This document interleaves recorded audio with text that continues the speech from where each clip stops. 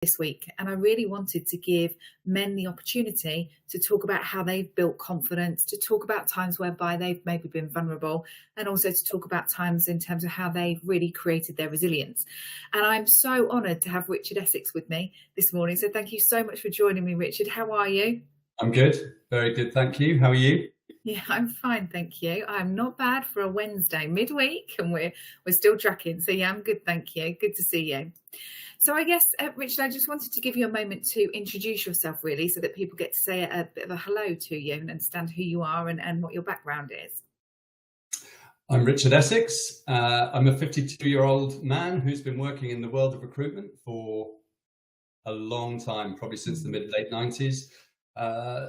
My career path has been as a recruitment consultant. I've headed up recruitment teams, built various different strategies for various different technology businesses, including Broadbean, which is probably the best known one in our industry. And I currently work as an associate with a company called 55 Redefined. So 55 Redefined is very much focused on diversity, equity, and inclusion in the space of ageism, which is hopefully becoming a much bigger conversation just generally in the world, because ageism is a bit of an issue for everyone.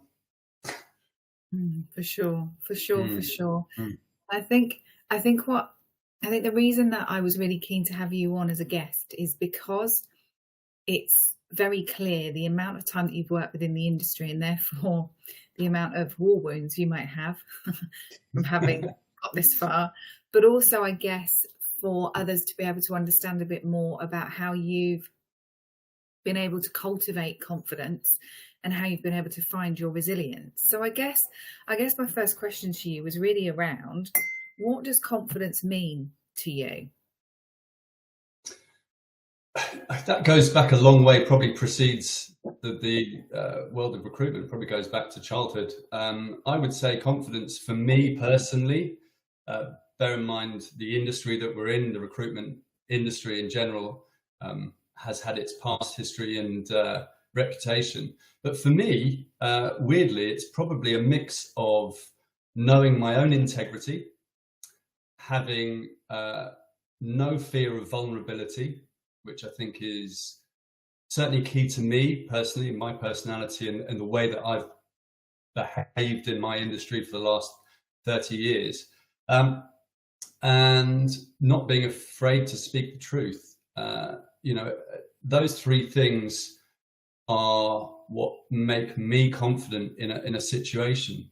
And if I talk about, for instance, truth, I think it's, you hear a lot, you see a lot on LinkedIn, for instance, people suffering from imposter syndrome. It's a classic one. It's been talked about a lot recently, I think, in the news and various different publications. I think everyone would be lying if they hadn't had an element of it. But the confidence is, I think, knowing to say the things that you believe in, the things that you know are true, and don't talk about the things that you don't know are true. Don't necessarily try and always fake it till you make it, because at some point you get caught out. I remember the very first time in my life that happened to me. My mum was an antique dealer. I broke a really valuable vase and I hid it behind a chair and I got busted. And from that moment on, I never told another lie. I know that sounds probably quite dramatic, but being honest, I think, really does help towards being confident. And I'd like to think I have a high level of integrity. I've been in sales for years. I like to make sure that people buy the right thing from me, which means that I've said no more times than I've said yes, because it's not always the right thing that you sell. So, confidence isn't arrogance. It isn't showing off.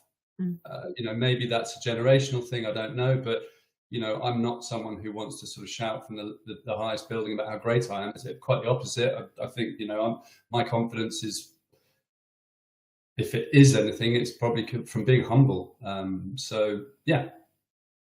So interesting. So you hid what was smashed away so that you didn't have to admit. I'll never forget it. It was a really valuable vase. And as a kid, I thought, I know, no one will notice. And I hid it behind a chair. My mum went crazy. I don't think I've ever said sorry properly. But the reality is that what that actually did for me, and it's always been a reminder, it's just one of those things that we always have things that we can sort of fall back in on our memories. It just don't lie. At some point you get busted, you will get caught. And I think, I'm not suggesting everyone out there's liars, okay? But there's elements of the truth, and people bend the truth. And I think, certainly, recruiting, Jim, right? If I'm going to sort of focus predominantly on recruitment and my world as a recruiter, I used to actually enjoy asking the harder questions, the difficult questions. I'd qualify the line managers as much as I would qualify the candidates, if not more. I'd ask, what's bad about this role? Don't tell me what's good about it, because I was a contract IT recruiter in the end of the 90s, early noughties, and everyone wanted to be a contract consultant, right? So, when you really dig deep, and I think one of the other things that stands out for me is there's the first answer, and then there's the real answer, which is often the second answer. Ask that question twice, but in two different ways.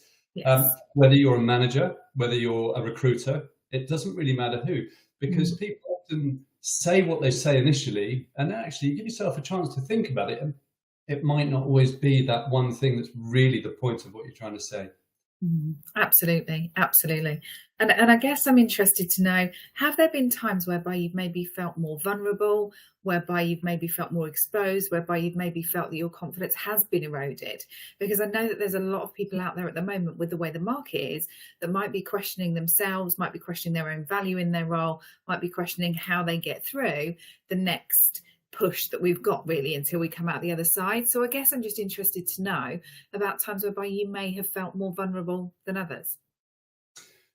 Definitely. There's so many, I wouldn't want to go into detail. We don't have the time. But I think those times when you are vulnerable, you've got to realize that it's not just you, it's everyone out there, right? Life isn't a bed of roses. And it's what you make of it at the time. And nothing, I've got a 10-year-old and a 7-year-old, and having kids is a great way to reflect on yourself. It's incredible how much you see of the decisions that you've made in life. I think for me, at those times that I'm feeling vulnerable, it's actually a good idea to take a little step back, just a quick breather, and actually slow down. I think a lot of the time when you're feeling vulnerable or scared or nervous, we speed up, we talk faster.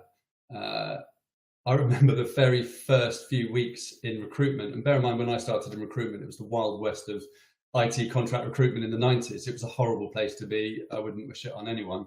But actually it made or break you. And the revolving door is everyone knows it who was in recruitment in those days, and still is potentially. I had a moment, in fact, I owe it. There's one thing I would say that happened to me that really made me realize that moment of vulnerability. My training was, here's a pitch, you do developers, get on the phone. That was it. Yeah. I've told this story, by the way, to thousands of people, so apologies if anyone's watching this who knows me, because you've heard it before.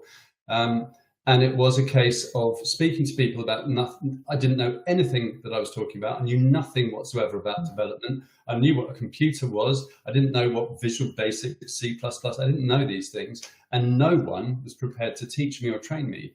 And so I had to learn myself. And my way to do it was change my questions. It was to ask questions, appear vulnerable, if you like, vulnerability, all of those things, to candidates, and ask them what they thought of it. Because my expertise was to be a recruiter, not to be a developer. So that helped me in those points where I just felt totally on the back foot. And one of the other recruiters, when someone in the office finally spoke to me, which took about 3 weeks, I think, he said to me, well, what do you know? What forget about recruitment. What do you know about? And I'd actually come from the world of clothing. I'd been a tailor for years, so 2 or 3 years. I worked for a company called Hackett, and it was a small startup clothing shop. And again, I didn't know anything about tailoring, but I learned my trade from speaking and learning off other people. And he said, well, just tell me, just talk to me about suits. So I started talking to him about suits. And after about 2 minutes, he stopped me and he said, do you realize what's just happened to you?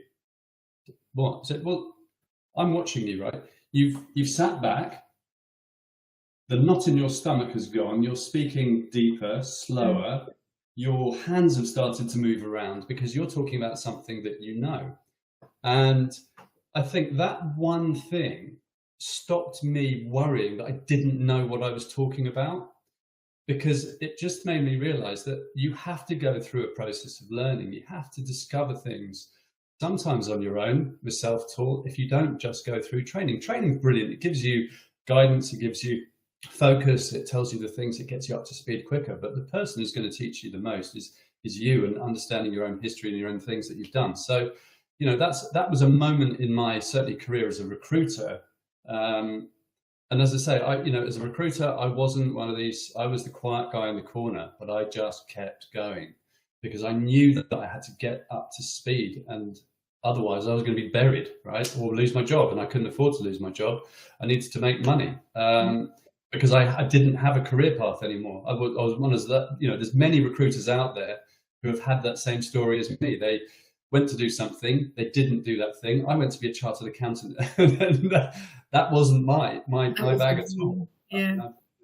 But I wanted, that was that entrepreneurial spirit and that tenacity to just keep on going at something no matter how much I hated it.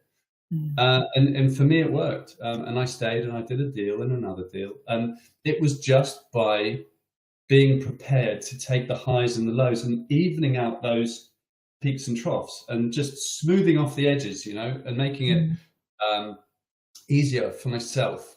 And I still got the barrage of abuse from the guys that own the place, but, you know, I ended up succeeding in it and going on to some really interesting jobs. So yeah, I don't know if that answers the question. It really does. It really does. And I think Angela's just saying that's the first time that she's heard of a tailor joining the recruitment industry. So something new that happens every day.